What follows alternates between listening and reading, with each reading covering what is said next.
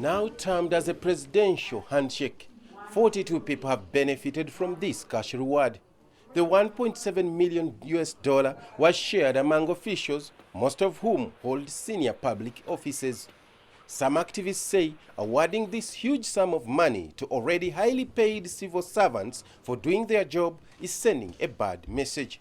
The bonuses would have been fine. I mean, every person that works well is supposed to be appreciated.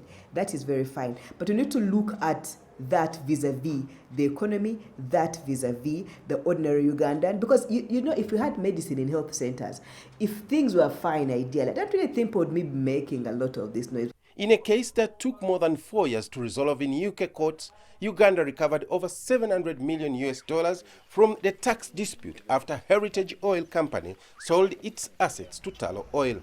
Some Ugandans say the reward is well deserved by the officials who fought the legal battle, which is a fraction of legal costs awarded by the court. While the government says it was appropriate to reward the officials for the job well done, civil society activists warn the criteria is unfair to other civil servants who play the same role.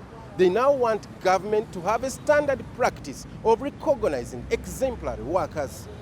The capital gains tax reward is among Uganda's major earnings from its petroleum industry before oil production can begin by 2020. Activists warn the recent cash rewards to selected government officials could be an early indicator of poor management of the natural resource that has been at the center of conflict in other areas in Africa. A lot of secrecy shrouds oil dealings, agreements, and all that stuff. And we know that corruption thrives in secrecy.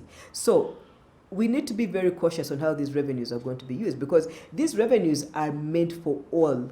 Uganda has an estimated 6.5 billion barrels of oil deposits, and the country's government is in the process of setting up a refinery and pipeline to export the oil and gas products.